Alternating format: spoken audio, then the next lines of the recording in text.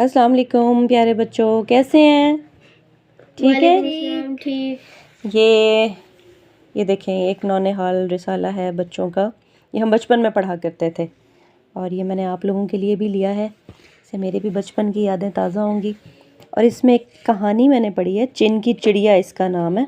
बड़ी इंटरेस्टिंग है, तो मेरा दिल किया आपके साथ जी बिल्कुल हमने सोचा कि आप लोगों के साथ इसको शेयर किया जाए। सॉरी यार, हम लोग इतने दिन से वीडियो नहीं बनाए थे। हाँ, बिजी थे, वी आर एग्जाम्स सो हो रहे बिजी। थे। इसलिए चलें जी, स्टार्ट करते हैं। पुराने ज़माने की बात है। जापान के एक खूबसूरत पहाड़ी गांव में एक लड़का चिन अपनी नानी के साथ रहता था। वो एक मेहनती और प्यारा लड़का था। इसकी मासूमियत और रहमदिली की वजह से गांव के लोग इससे बहुत मोहब्बत से पेश आते थे। चिन 2 साल का था जब एक हादसे में उसके माँ बाप का इंतकाल हो गया। तब से वो अपनी बूढ़ी नानी के साथ पहाड़ पर टूटे फूटे घर में रहता था।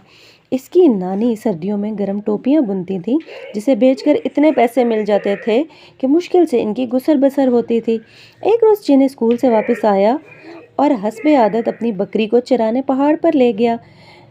जंगल में से गुजरते हुए उसकी निगाह नीचे गिरे हुए चिड़िया के घोंसले पर पड़ी। इसने देखा कुछ अंडे टूटे हुए थे और साथ एक बेजान चिड़िया पड़ी थी। शायद तेज़ हवा से ये घोंसला दरख्त से गिरा होगा। उसने कुछ सोचा और झुककर चिड़िया को उठाया, हिलाया, मगर वो मर चुकी थी। घोंसले में चिड़िया के 2 छोटे बच्चे भी थे जो शोर किए जा रहे थे। चिन ने एहतियात से इन्हें उठाया और घर ले आया। नानी नानी देखें मैं क्या लाया हूँ। ओहो चिन, तुम फिर कोई अजीबोगरीब जंगली फल लाए होगे। नहीं नानी, ये किसी चिड़िया के बच्चे हैं जो अभी पैदा हुए हैं। ये शायद वो 2-3 दिन पहले पैदा हुए। ओह, तो तुम्हें इनको घर नहीं लाना चाहिए था चिन। नानी, इनका घोंसला दरख्त से गिर गया था। चिन ने नानी को पूरी बात बताई। फिर वो भागकर एक छोटी कटोरी में पानी ले आया। इसका मासूम दिल बच्चों के लिए फ़िक्रमंद था। चिड़िया के बच्चों ने पानी तो पी लिया, मगर वो अब भी वैसे ही बेकरार थे। चिन के बरक्स नानी को इनमें ज़्यादा दिलचस्पी नहीं थी। वो घर के कामों में ही लगी रहीं। नानी, ये खाते क्या होंगे? बल्कि तो शायद अभी दूध पीते होंगे। नानी, क्या घर में थोड़ा दूध है? नहीं, बकरी ने जितना दूध दिया था मैंने उसका पनीर बना लिया। चिन भागकर बावर्ची खाने से रोटी का एक टुकड़ा ले आया और बच्चों के आगे रख दिया, मगर उन्होंने ना खाया और बदस्तूर चीं चीं करते रहे। चिन ने घर में जो भी कुछ फल सब्ज़ी मौजूद था सब एक एक करके इनके सामने रखा, मगर वो छोटे बच्चे ये सब कैसे खाते? नानी, ये तो कुछ भी नहीं खा रहे, वो दुख से बोला। फिर ये कैसे बड़े होंगे? शायद ये बाजरा वगैरह खाते होंगे, नानी बोली। बाजरा तो घर में नहीं है। नानी, क्या आप मुझे 1 यन यानी कि जापानी सिक्का देंगी ताकि मैं इनके लिए बाजरा ले आऊँ? मगर वो तो मैंने तो बात तुम्हारे स्कूल जाने के लिए रखा है ताकि तुम वहाँ कुछ खा सको। नानी फिक्रमंदी से बोली, कोई बात नहीं नानी, मैं कल स्कूल के लिए आपसे कोई पैसा नहीं लूँगा। नन्हे चिन ने नानी से 1 यन लिया और उनका बाजरा ले आया। चिड़िया के बच्चों ने बाजरा खा लिया तो उनकी जान में जान आई। चिन ने इनको एक प्याले में रखा और बाहर दरख्त से कुछ पत्ते तोड़ लाया और बच्चों के प्याले के गिर्द लगा दिए। ये तुम क्या कर रहे हो चिन? शाम हो रही थी। अंधेरे और नज़र की कमी के बायस नानी ने टोपी बुनना बंद कर दी थी और इसके लिए तिल वाली रोटी और पनीर ले आई थी। मैं इनके लिए घर बना रहा हूँ ताकि ये महफूज रहें।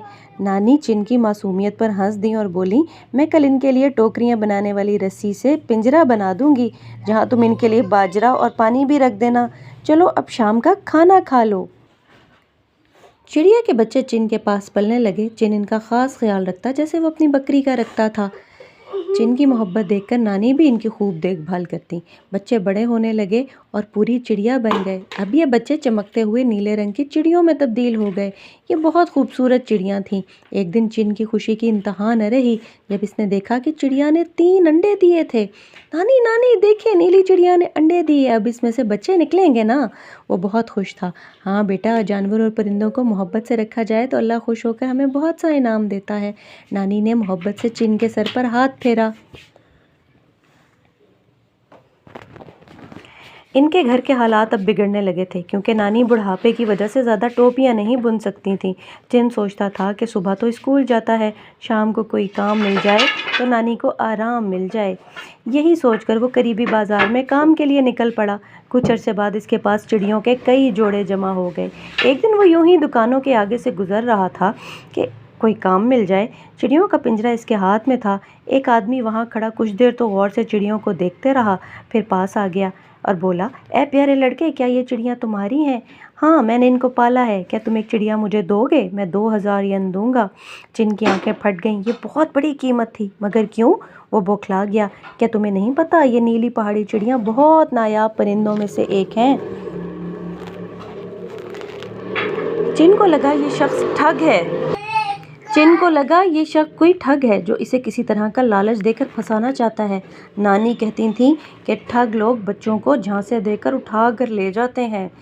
چن نے آدمی کو انکار کر دیا اور گھر آ کر ساری بات نانی کو بتائی۔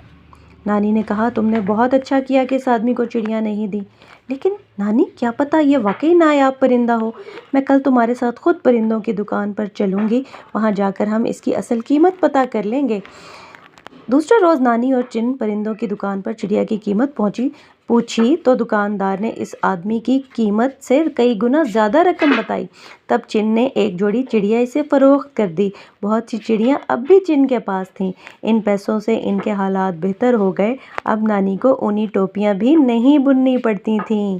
یعنی کہ چن نے پرندوں کے اوپر رحم کیا اور پرندوں نے اس کے لیے دعا کی اور اللہ تعالیٰ کے حکم سے چن کے حالات بدل گئے اور وہ اپنی نانی کا سہارا بن گیا۔ پیارے بچوں کمنٹس میں بتائیں کیا آپ بھی چڑیا اور جانور کچھ پالا ہوا ہے؟ آپ نے کچھ پالتو ہے آپ کے گھر میں؟ تو ہمارے ساتھ شیئر کریں۔ اللہ حافظ۔ اللہ حافظ۔